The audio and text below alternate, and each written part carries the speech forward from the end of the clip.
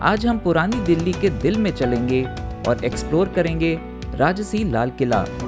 हम इस वीडियो में लाल किला घूमने से जुड़ी ज़रूरी जानकारियों के साथ साथ इसके छिपे राज, शानदार वास्तुकला और उन नए म्यूजियम्स की पूरी सैर करेंगे जो शायद आपने पहले कभी नहीं देखे होंगे। तो मेरे साथ अंत तक बने रहिए। और अगर आप आए हैं इस चैनल पर पहली बार तो इसे घंटी के साथ सब्सक्राइब भी कर लीजिए। 255 एकड़ में फैला ये विशाल परिसर यूनेस्को वर्ल्ड हेरिटेज साइट है। इसके बाहर खड़े होकर जब आप इन विशाल दीवारों को देखते हैं तो इसकी भव्यता का असली अंदाजा होता है। ये लाल बलुआ पत्थर की दीवारें लगभग 2 किलोमीटर लंबी हैं और कुछ जगहों पर इनकी ऊंचाई 33 मीटर तक है। इन ऊंची दीवारों को पार करना किसी भी दुश्मन के लिए नामुमकिन था। इन दीवारों के बाहर एक खाई हुआ करती थी जिसे यमुना नदी के पानी से भरा जाता था ताकि कोई दुश्मन अंदर ना आ सके। इसकी विशालता आज भी हमें उस दौर की इंजीनियरिंग का एहसास कराती है। चलिए अब इसके अंदर चलते हैं। हमारी शुरुआत होती है इस भव्य लाहौरी गेट से। जैसे ही हम इस मेहराब से होकर अंदर गुजरते हैं, किले की विशालता हमें एकदम से घेर लेती है। ये ऊंची ऊंची दीवारें और मेहराब हमें सीधे मुगल काल में ले जाते हैं। आगे बढ़ते ही हम पहुंचते हैं छत्ता चौक में, जिसे मीना बाजार भी कहा जाता था। ये 17वीं सदी का एक ढका हुआ शाही बाजार है। उस जमाने में ये खास तौर पर राजघराने की महिलाओं के लिए बनाया गया था, जहां दुनिया भर से बेशकीमती रेशम, गहने और इत्र बिकने आते थे। आज भी जब आप यहाँ से गुजरते हैं तो आपको चमचमाती चूड़ियाँ, लकड़ी के खूबसूरत नक्काशीदार डिब्बे, इत्र की शीशियाँ और कश्मीरी शॉलें देखने को मिलेंगी। ये बाजार आज भी अपनी पुरानी रौनक समेटे हुए है।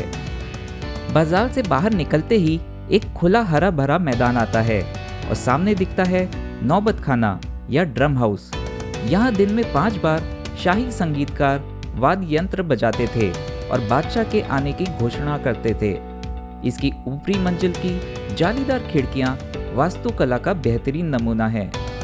इसके ठीक सामने है दीवाने आम यानी आम जनता का दरबार। यहाँ के लाल बलुआ पत्थर के खंबे और उनके 9 शानदार मेहराब देखने लायक हैं। यहाँ बीच में सफ़ेद संगमरमर का एक बेहद खूबसूरत झरोका है, जहाँ बैठकर मुगल बादशाह अपनी आम जनता की फरियादें और शिकायतें सुना करते थे। अगर आप इसकी छत को ध्यान से देखें तो पता चलता है ये कभी कितनी सुंदर रही होगी। जैसे ही हम आम दरबार से शाही निवास की तरफ बढ़ते हैं, लाल पत्थर की जगह चमकदार सफ़ेद संगमरमर ले लेता है। यह है खास महल, जो बादशाह का निजी निवास था। इसके खंभों की बनावट और डिज़ाइन बेहद शाही है और इसके ठीक बगल में है लाल किला की सबसे खूबसूरत इमारत दीवाने खास। यह खास मंत्रियों और मेहमानों के लिए था, जहां बादशाह उनसे मुलाकात करते थे। यहाँ के फर्श से लेकर छत तक का बारीक काम आपकी आंखें चौंधिया देगा।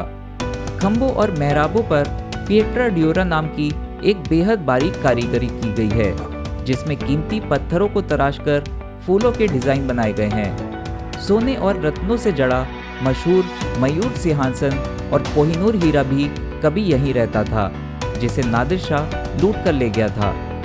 इसके पास ही औरंगजेब द्वारा बनवाई गई मोती मस्जिद भी मौजूद है। मुगल सल्तनत का यह सुनहरा दौर हमेशा नहीं रहा। किले में मौजूद हयात बख्श बाग और अंतिम मुगल बादशाह द्वारा बनवाया गया जफर महल मुगलों के आखिरी दिनों का गवाह है। 1857 की क्रांति के समय ये किला विद्रोहियों का मुख्य केंद्र बन गया था। जब अंग्रेजों ने इस बगावत को बेरहमी से कुचला तो उन्होंने गुस्से में आकर किले के अंदर के 80% से ज़्यादा खूबसूरत महलों और बगीचों को हमेशा के लिए नष्ट कर दिया। किले की प्राचीरों पर आज भी मौजूद ये पुरानी तोपें और मजबूत दीवारें उस खूनी संघर्ष और सैन्य घेराबंदी की मुख्य गवाह हैं। अंग्रेजों ने तोड़े गए महलों की जगह पर अपनी सेना के लिए ये लाल और सफ़ेद रंग की लंबी बैरकें बनवा दी, लेकिन आज इन्हीं बैरकों को शानदार म्यूजियम्स में बदल दिया गया है, जिन्हें क्रांति मंदिर का नाम दिया गया है। 1945 में इन्हीं बैरकों में अंग्रेजों ने आज़ाद हिंद फौज के 3 वीर अधिकारियों पर ऐतिहासिक मुकदमा चलाया था। इस मुकदमे ने पूरे देश को एकजुट कर दिया और ब्रिटिश राज की जड़ें हिला दी। यहाँ बने नेताजी सुभाष चंद्र बोस म्यूजियम में आप आज़ाद हिंद फौज का पूरा इतिहास देख सकते हैं।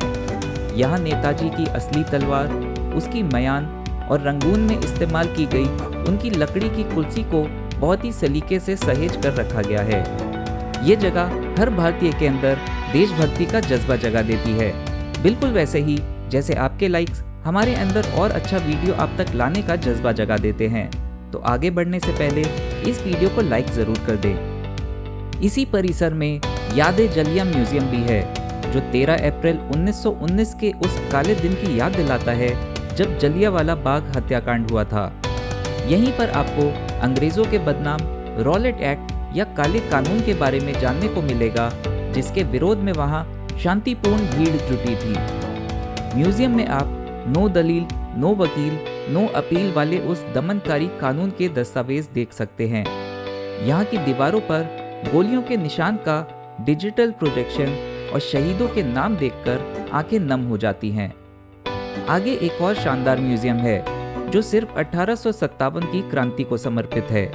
यहाँ आप उन हस्तियों के असली हथियार देख सकते हैं। आखिरी मुगल बादशाह बहादुर शाह जफर के बारूद रखने वाले सींग, प्राचीन तीर कमान, नाना साहब पेशवा की तलवार और उस दौर की पुरानी बंदूकें यहाँ बहुत ही खूबसूरती से सजाकर रखी गई हैं। क्रांति म्यूजियम के पास ही एक पोस्टल म्यूजियम बना हुआ है, जहाँ बहुत ही खास डाक टिकटों का कलेक्शन है।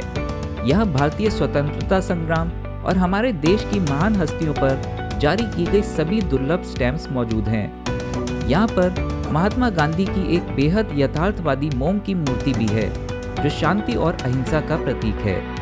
यहाँ एक बढ़िया सुवेनियर शॉप भी है, जहाँ से आप अपने इस सफ़र की याद के तौर पर कुछ मैग्नेट्स या किताबें खरीद सकते हैं। वैसे बात इतिहास की हो रही है तो आपको कुछ दिलचस्प फैक्ट्स भी बता देते हैं। आर्कियोलॉजिकल सर्वे के मुताबिक लाल किला शुरू में पूरी तरह से लाल नहीं था। इसके कई हिस्से सफ़ेद चूने के पत्थर से बने थे ताकि वे संगमरमर जैसे दिखें। जब वे खराब होने लगे तो अंग्रेज़ों ने उन्हें लाल रंग से रंगवा दिया। अगर आप यहाँ आने का मन बना रहे हैं तो लाल किला पुरानी दिल्ली के नेताजी सुभाष मार्ग पर चांदनी चौक के ठीक सामने स्थित है। यहाँ आने का सबसे अच्छा और स्मार्ट तरीका है दिल्ली मेट्रो। आप वायलेट लाइन से सीधे लाल किला मेट्रो स्टेशन आ सकते हैं। गेट से बाहर निकलते ही लाल किला आपके स्वागत के लिए तैयार खड़ा होगा। आप येलो लाइन से चांदनी चौक स्टेशन उतरकर भी यहाँ आ सकते हैं। लाल किला हर दिन सुबह 9 से शाम 5 बजे तक खुलता है। भारतीयों के लिए टिकट मात्र 35 रुपए की है, जबकि 15 साल से कम उम्र के बच्चों की एंट्री फ्री है। यहाँ टिकट काउंटर पर बहुत लंबी लाइनें होती हैं, इसलिए मेरी सलाह है कि यहाँ काउंटर के बाहर लगे इन QR कोड को स्कैन करें और ऑनलाइन टिकट ले लें। सुरक्षा यहाँ बहुत कड़ी है, इसलिए अपने साथ बड़ा बैग, खाना या नुकीली चीज़ें ना लाएं, वरना आपको उन्हें बाहर क्लॉक रूम में जमा करना पड़ेगा। अक्टूबर से मार्च का समय यहाँ आने के लिए सबसे बेहतरीन है, खास तौर पर शाम के वक्त जब डूबते सूरज की रोशनी इस किले को और भी जादुई बना देती है। और अब जब आप जान गए हैं लाल किले के बारे में, तो अब आपके लिए पेश है 10 on 10 इनाम जीतने का मौका। आपको कमेंट के द्वारा बताना है कि लाल किले में मौजूद बाजार को किस नाम से जाना जाता है। इस वीडियो को अपने दोस्तों और रिश्तेदारों के साथ भी शेयर करें, ताकि वह भी भारत के इतिहास और इसकी विरासत को करीब से जान पाएं। मिलते हैं आपसे स्क्रीन पर आ रही अगली वीडियो में। शुक्रिया। जय हिंद।